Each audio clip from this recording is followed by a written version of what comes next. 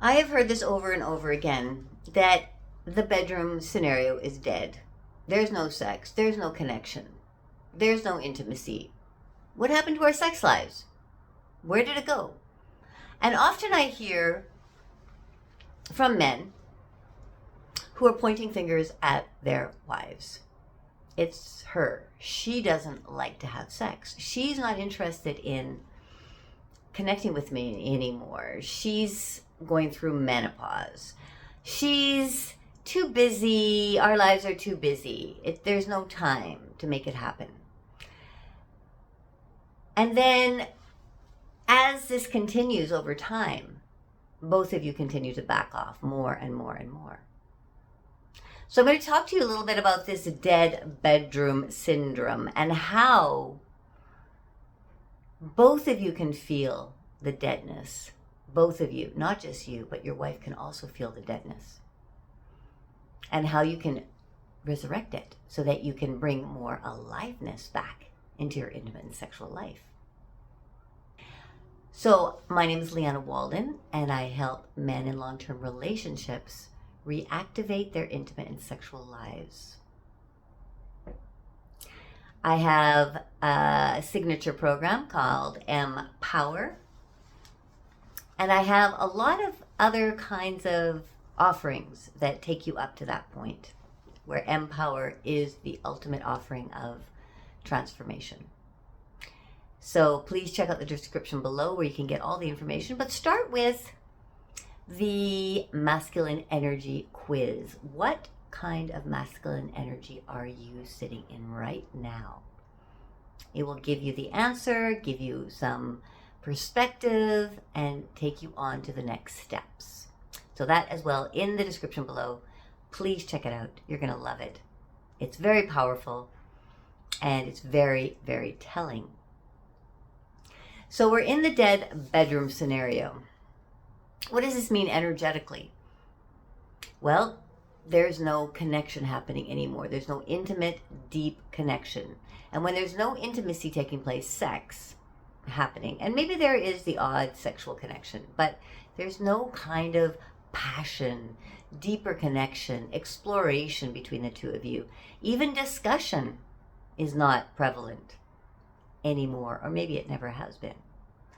But there is the whole aspect of the sexual has been removed from the relationship.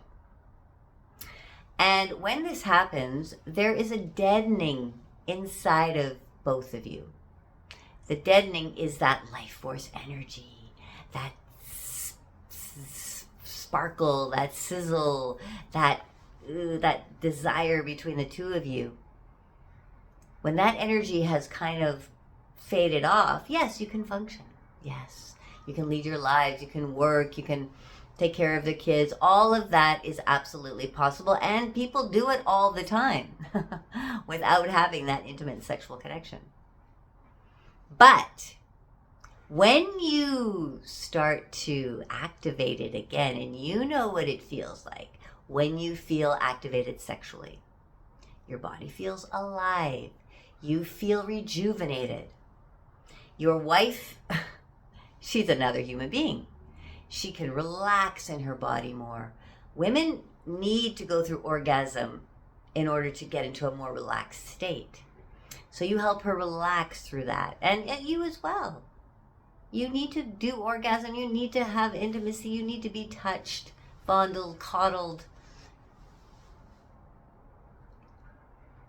So this is an aspect of relationship that you do not want to put to the wayside. You want to make it a priority. Because not only does it make you feel more alive, but it helps you feel healthier. You're generally, as you have that sexual energy, the dopamine running through your body, it helps to heal parts of your body. It helps you to feel more youthful. And that is the healing aspect of it, right? Because it feeds this beautiful energy to your bones, to your blood, to your cells that then radiate from your body. You can feel it. I know for me, when I am feeling, when I've had some really good sexual connection with my partner, I just want to cook and create and decorate and just become this, I become this woman who just has to be creative, has to allow herself to flow in all sorts of beautiful ways. When I am not activated sexually or not feeling like a sexually being connected to my partner, those things become less exciting, less desirable. Everything kind of becomes more gray. And I know this happens in relationships, and I know this is what women feel, and I know this is what men feel. So you don't want to put it to the side. You want to build it. You want to grow it. You want to bring it back. You want to keep expanding it. You want to keep working on it. It is absolutely essential. The energetic around the sexual is so powerfully healing, rejuvenating, life-giving, right? Life-giving. And it's an essential part of the relationship. There is no reason at any age why you are not having an intimate and sexual connection. Now, if one of you has stepped back, and I hear this a lot from men, my wife doesn't want it, I've decided it's finished, it's over, we're not doing it anymore, I've just given it up. He's 60 years old, by the way. I've just given it up, and I'm just going to live out the rest of my days because I love her so much. Why are you giving up is what I want to know. Why are you giving up? Just because she has said that, or you assume that this is what's happened because one time she has said no to something and now you have taken it as the final word. It doesn't mean that you cannot start to work on yourself. Let me tell you something. This is very important. Your partner is a reflection of you. Just take that in for a second. She is reflecting what is actually happening to you. You are creating the connection, the kind of connection that you're having with your partner. You are creating it. So if you can take back all the power, and this is why I teach power, masculine power, empowered power, power that we have within ourselves. When you can take back your power, no blaming, no externalizing, take back the power. I am going to make a difference here. I am going to do something about this. I am going to step into understanding and learning more about what it means to be a masculine being, to be a sexual being. In Empower, we also teach you how to access your feminine energy, okay? Because that's very important as well.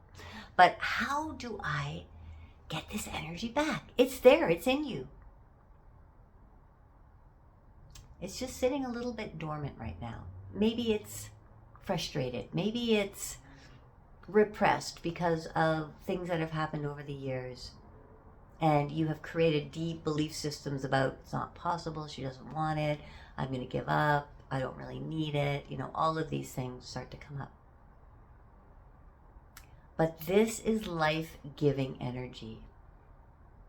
And you know it feels so good when you can connect intimately with another person. You don't want to lose that, right? So take back your power. Take back your power and decide, I am going to make a difference in my life. Now, when you start to do that, you start to pull back from externalizing, from pointing fingers at somebody else.